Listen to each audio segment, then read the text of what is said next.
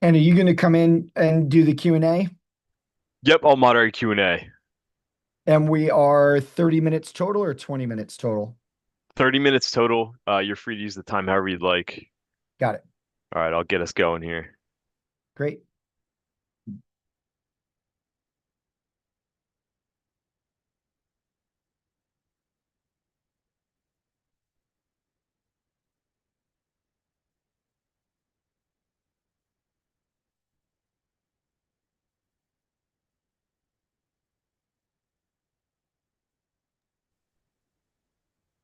Okay, hello everyone, and thank you for joining us today.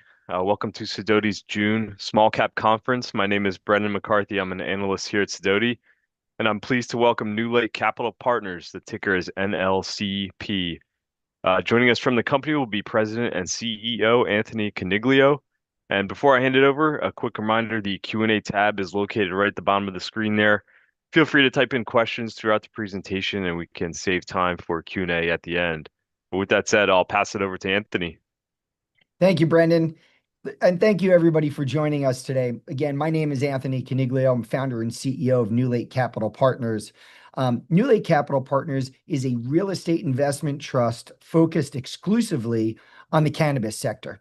And as we sit here today, we are the second largest owner of cannabis real estate in the US.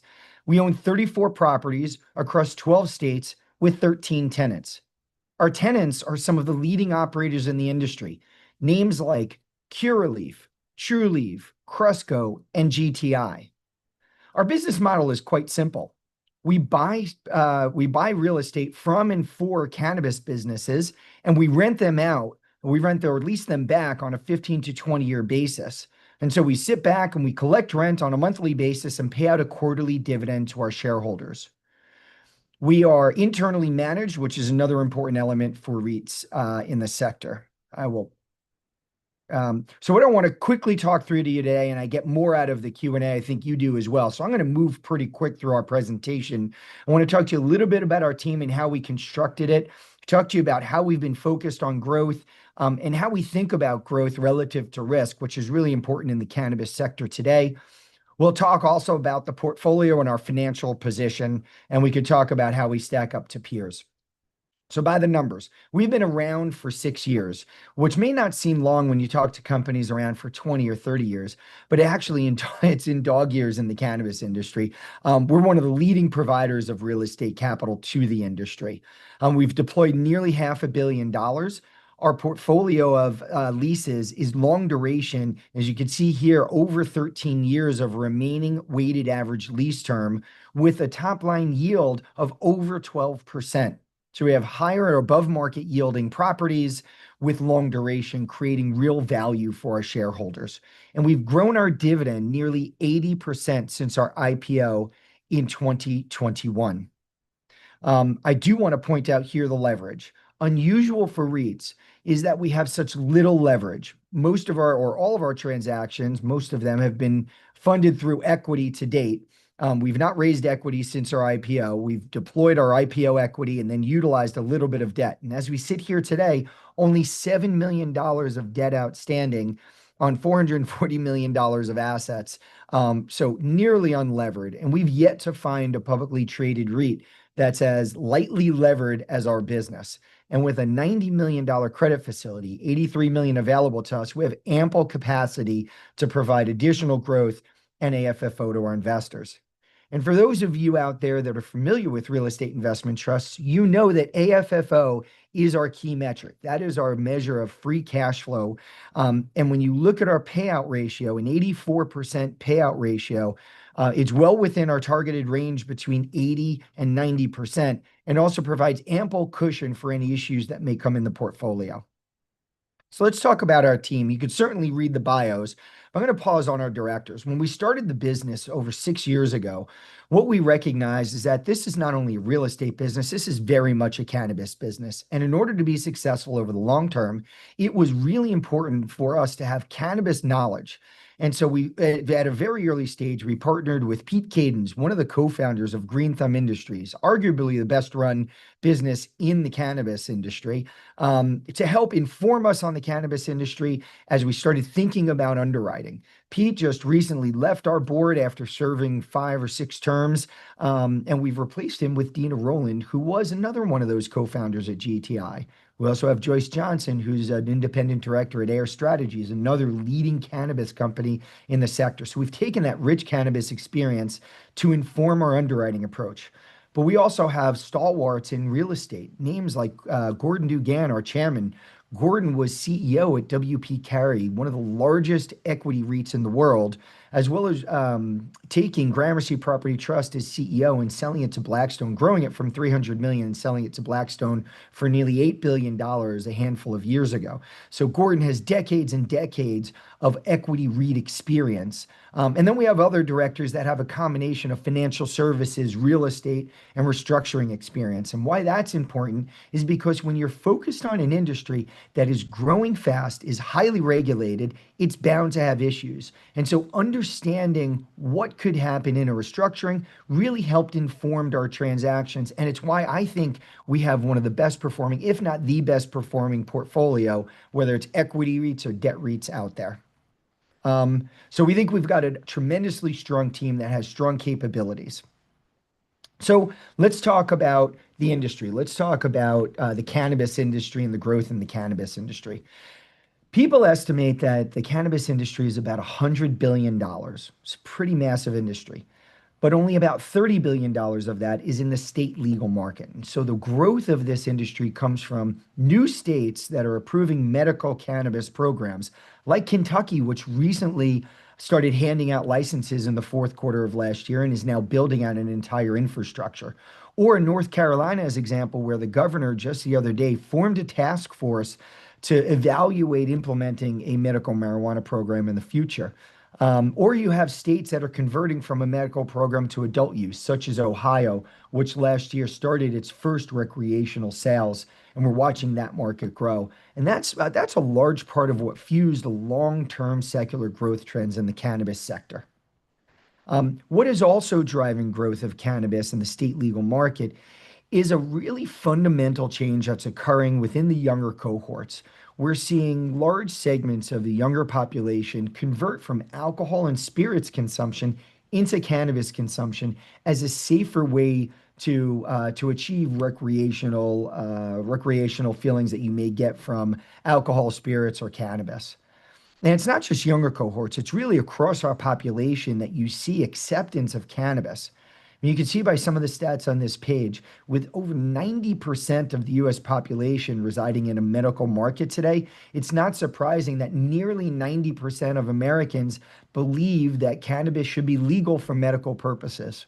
And you have over 2/3 of Americans believing that marijuana should be accessible to adults for recreational use. So let's just think about that for a moment.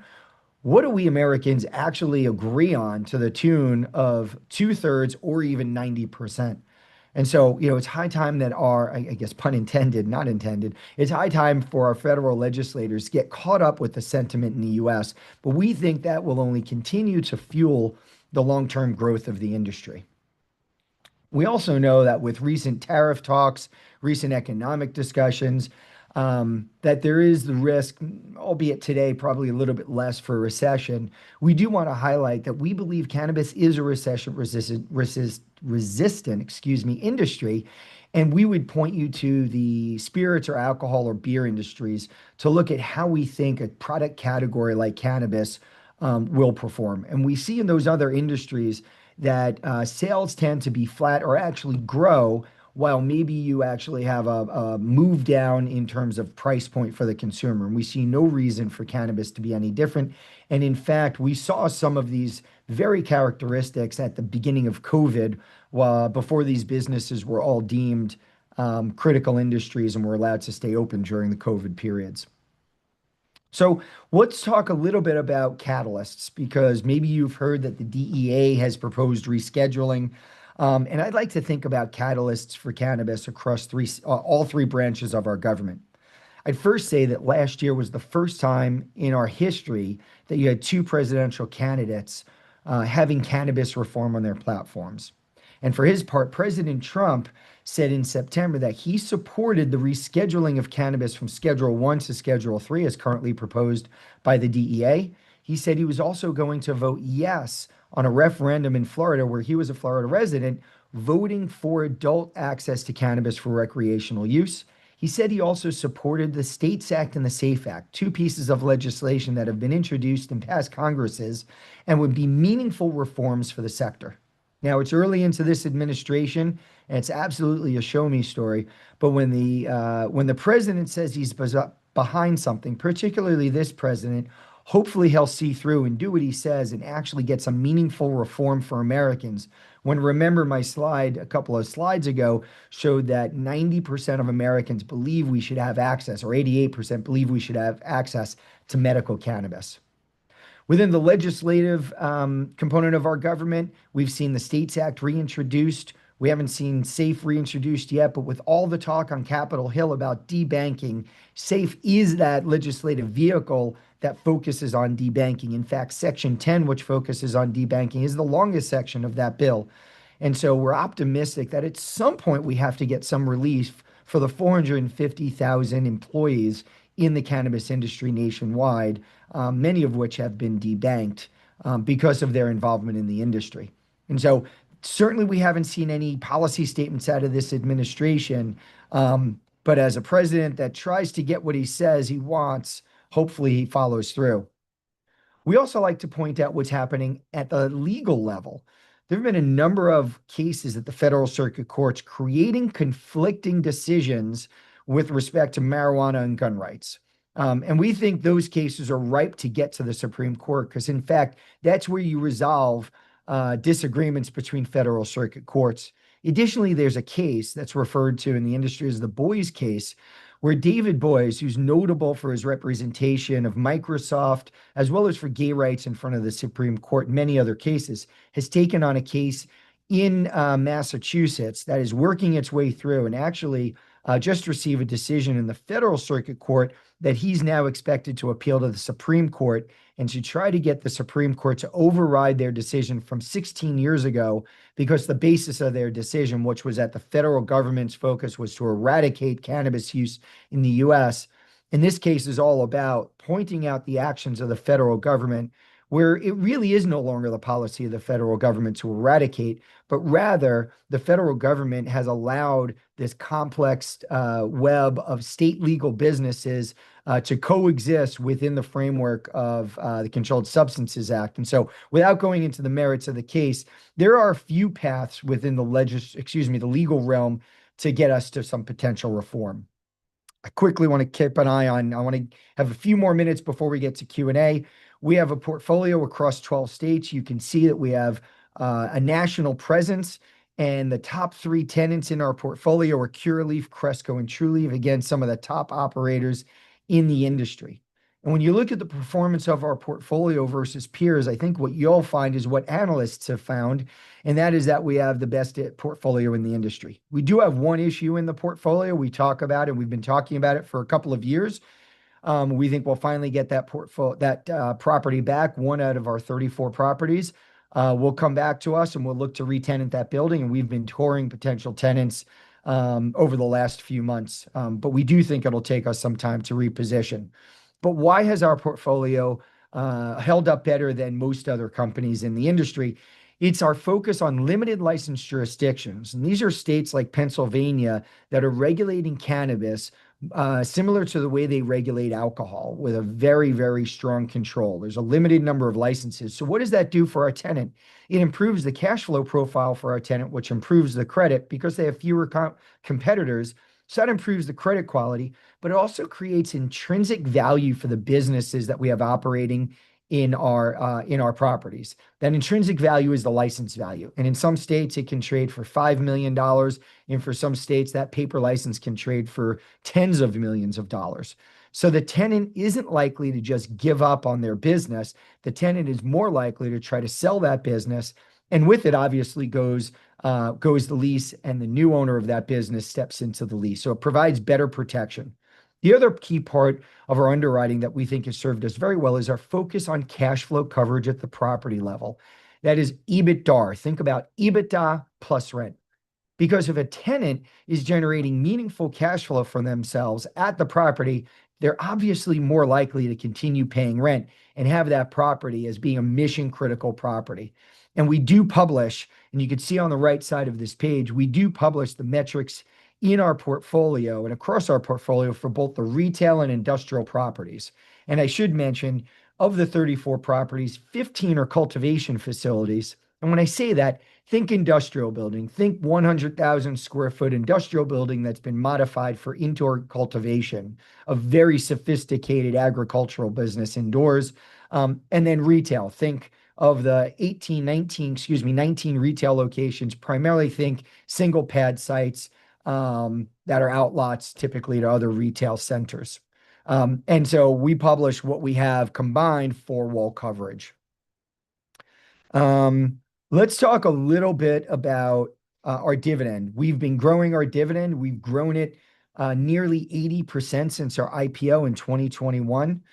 We are listed on the OTC. We run our business to comply in all respects with New York and NASDAQ listing requirements, but we are on the OTC because New York and NASDAQ won't list us because we're in the marijuana business, or we're an MRB, a marijuana related business. And so we know that that's an issue for us. We continue to work on ways to get listed on New York and NASDAQ and unlock some of the additional custody and liquidity opportunities for being a New York or a NASDAQ listed company. But again, I want to emphasize we run our business to comply in all respects with their listing requirements. So when they'll have us, it'll be easy for us to get an uplisting. I do want to talk about us relative to peers as we get ready to turn it over for Q&A. We do favor comparably to some of the peers that you can invest in, whether they're some of the externally managed mortgage REITs or whether it's one of the other equity REITs that are publicly traded. I will tell you that when you look at us from a debt to equity perspective, again, one of the lightest levered REITs that are out there in the industry. And then when you look at us as a dividend yield, a number of investors have asked me the question, my gosh, when you see a high dividend yield, it means one of two things. It means you're over levered, or it means you have a portfolio that's in distress. Well, hopefully you remember I said $7 million of debt outstanding on over 440 million of assets. So it's not a leverage problem. In fact, we're under levered. We need to seek more transactions, quality transactions, to get better capital efficiency. So maybe it's the portfolio. Again, hopefully you remembered one property out of 34. Analysts say that we have the best portfolio in the industry, whether it's equity or mortgage REITs. So it's not a portfolio issue. So what is it? Why are we trading at such a high level? Well, I think investors look around us and it's a little hard to believe the quality of our portfolio relative to those public and private REITs that are having more distress. I also think that it's because we're on OTC versus New York or NASDAQ, but therein lies the opportunity.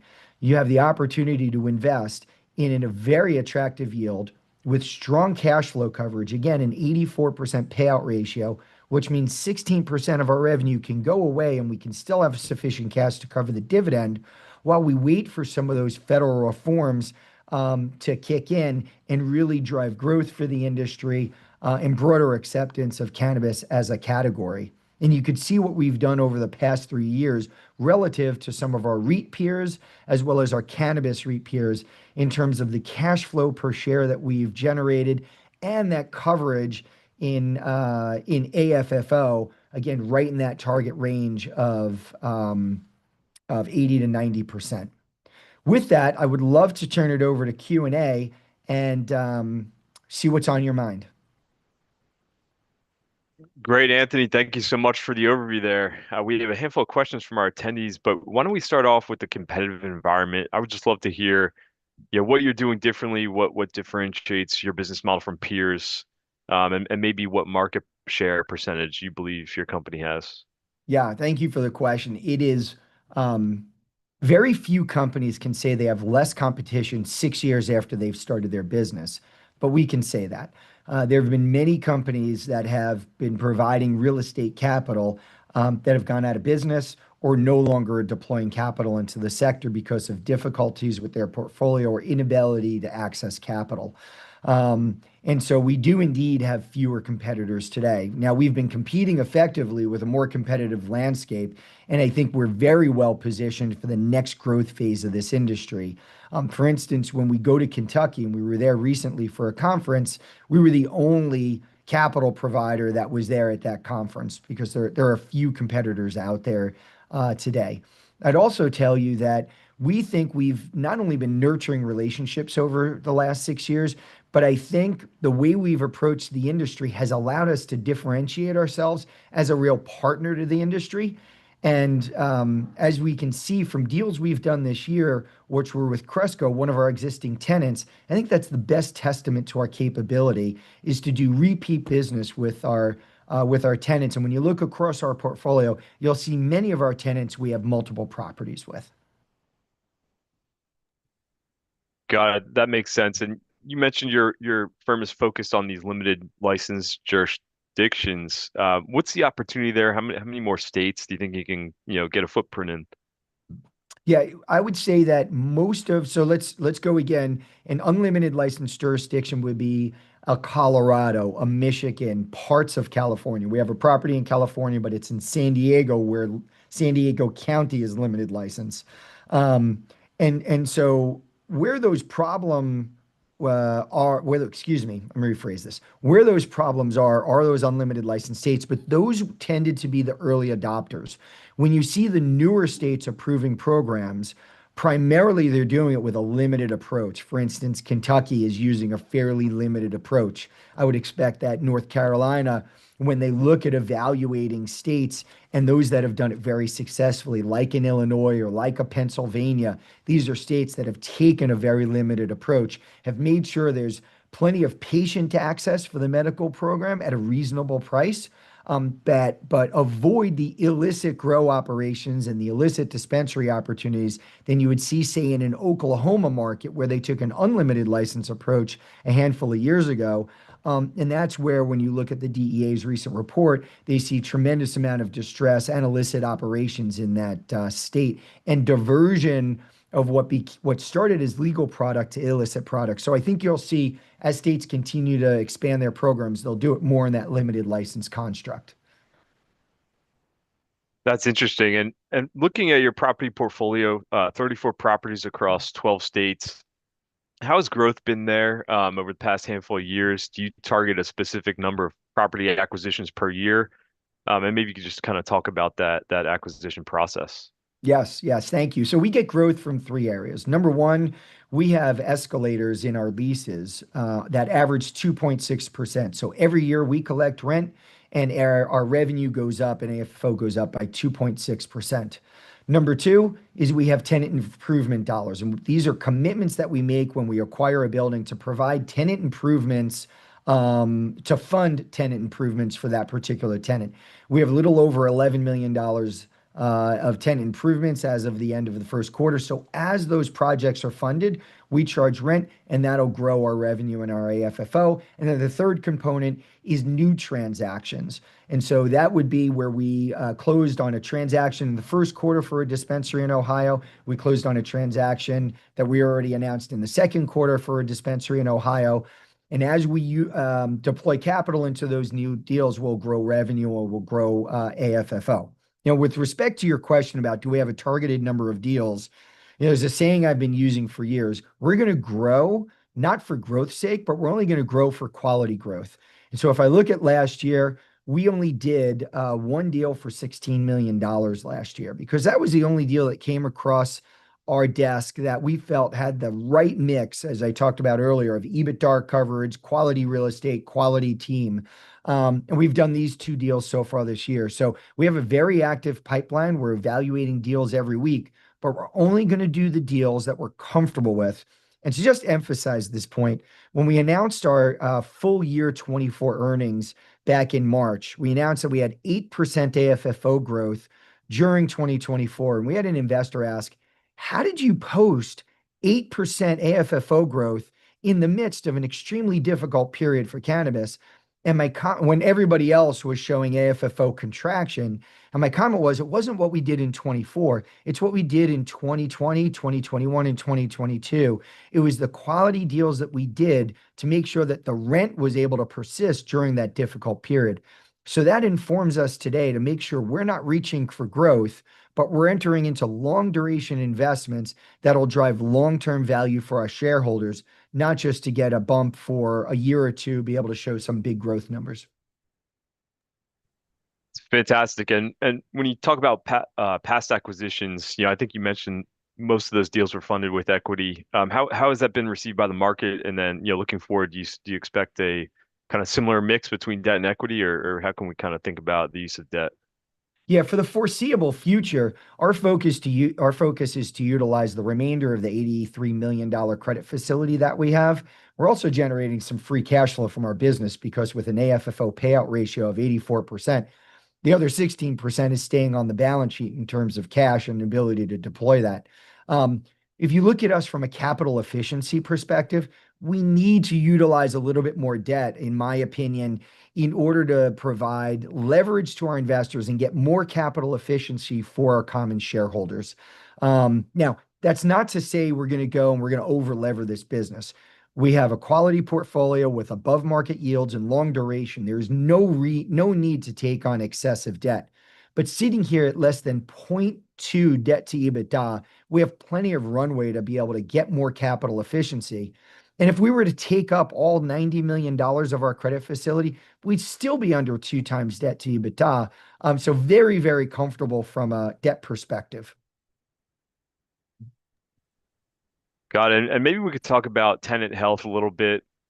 I guess what are some of the key characteristics that ultimately impact tenant health? And from a broad perspective across the portfolio, how has tenant health been? I think you mentioned there was one concern in the portfolio, but maybe just talk about tenant health a little bit. Yes, sure, because that's critically important. It's all about, if we're going to pay the dividend, it's about collecting the rent. So yes, we'll talk about the one issue in the portfolio.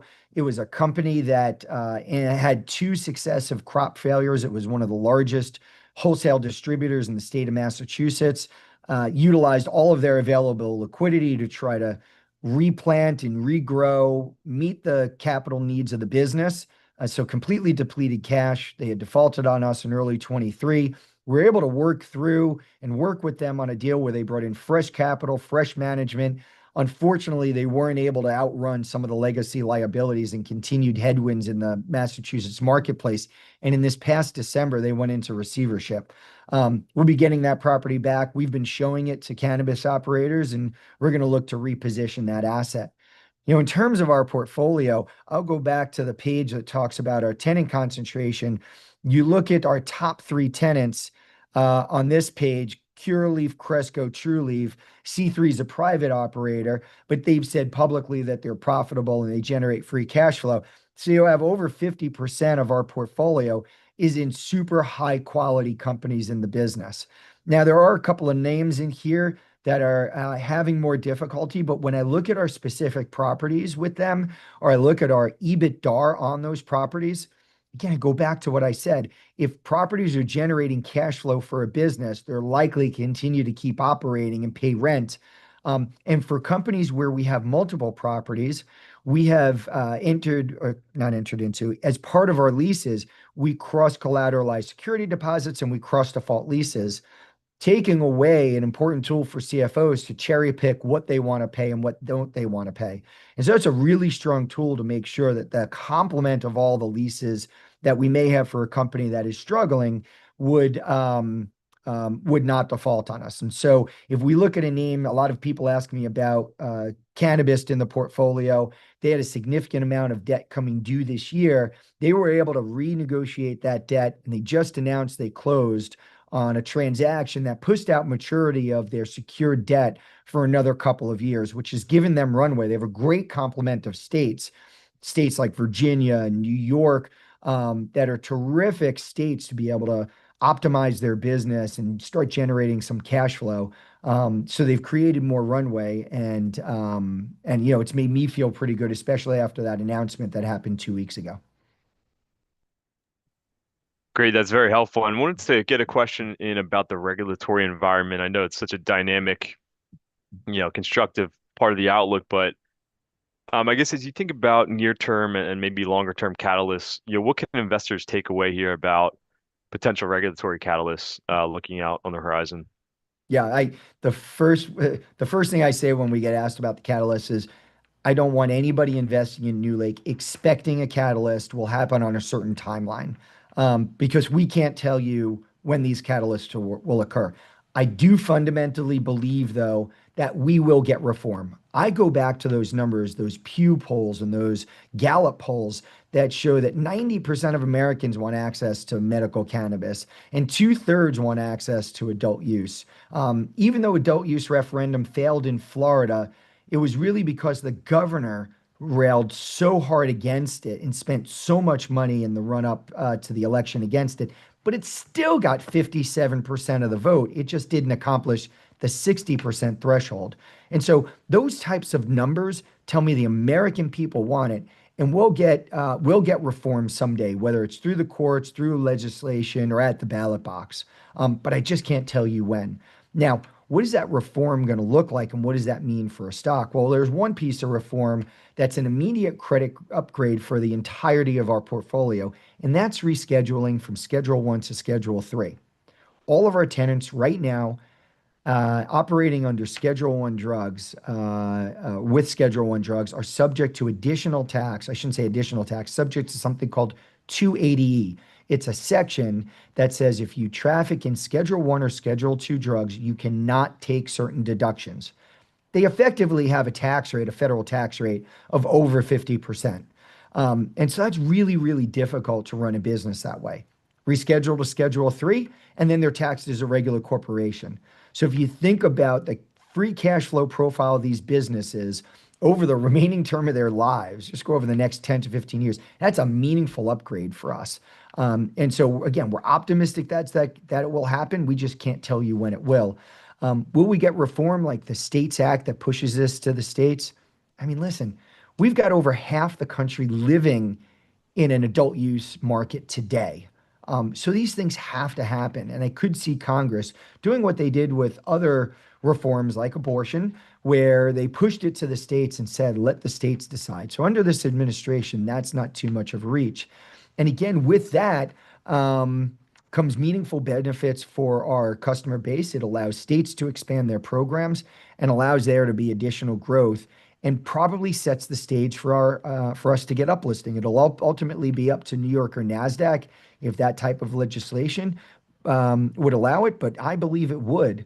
And so there's these catalysts out there that could create significant demand, because when you look at the yield on our stock relative to the risk with that payout ratio and the low leverage, there are a lot of institutional investors that would love to invest in us, I believe, that don't have access to custody for our stock, and therefore that demand isn't there. And so I think the real opportunity to tie this together, I think the opportunity is for investors to step in with a very attractive yield, with a quality portfolio that has meaningful coverage with only an 84% payout ratio, while they wait for federal reform. I think you get paid very well to wait for federal reform.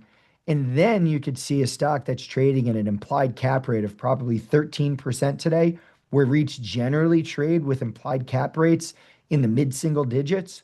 I mean, if you get to just a 10% implied cap rate, that would suggest a stock price into the 20s. I'm not making a forward-looking statement there. I'm not promising you that'll happen. But I think that's the type of thing that I think about when I consider what reform can do for us. It's very interesting. Anthony, we really appreciate the overview. We'll conclude the presentation there. Thank you, everybody, for joining us. Thank you, Brendan. Appreciate the opportunity, and thank you, everyone, for tuning in. Thanks, everybody. Have a great day.